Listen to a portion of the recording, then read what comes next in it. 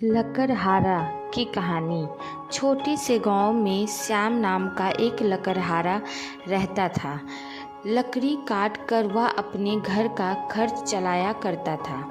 उसके घर के पास एक रूपा नाम का पड़ोसी रहता था। वह लालची और मतलबी था। वे दोनों एक ही जंगल में लकड़ियाँ काटते थे। एक दिन श्याम जंगल जाता है। वह एक तालाब के पास जाकर लकड़ी काटता है। लकड़ी काटते हुए उसकी कुल्हाड़ी तालाब में गिर जाती है। श्याम बहुत परेशान हो जाता है और कहता है, मेरे पास एक ही कुल्हाड़ी थी, अब मैं कैसे लकड़ी काटूंगा। तभी तालाब से जल देवी अपने हाथ में सोने की कुल्हाड़ी लेकर बाहर आती है। श्याम उन्हें देखकर चौंक जाता है। जल देवी कहती है, बेटा क्या ये सोने की कुल्हाड़ी तुम्हारी है? श्याम कहता है, नहीं, ये मेरी नहीं है। जल देवी फिर तालाब के अंदर जाती है और बाहर आती है और कहती है, बेटा क्या ये चांदी की कुल्हाड़ी तुम्हारी है? श्याम कहता है, नहीं, ये मेरी नहीं है। जल देवी फिर तालाब के अंदर जाकर बाहर आती है और कहती है, क्या ये लोहे की कुल्हाड़ी तुम्हारी है? श्याम कहता है, हाँ, ये मेरी है।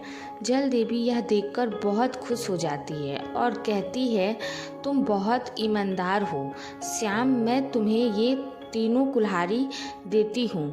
श्याम कुल्हाड़ी लेकर घर चला जाता है।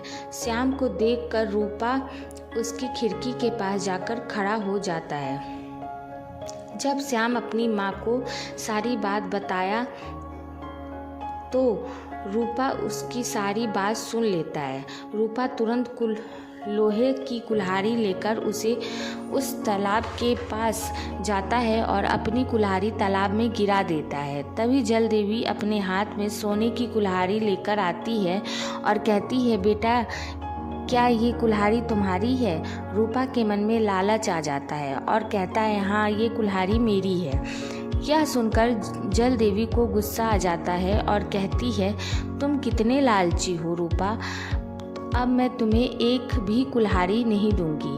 इतना कहकर जल देवी गायब हो जाती है। फिर रूपा अपनी गलती पर पछतावा करता है कि काश वह लालच नहीं करता। हमें इस कहानी से यह सीख मिलती है कि हमें कभी लालच नहीं करना चाहिए। लालच का फल हमेशा बुरा होता है।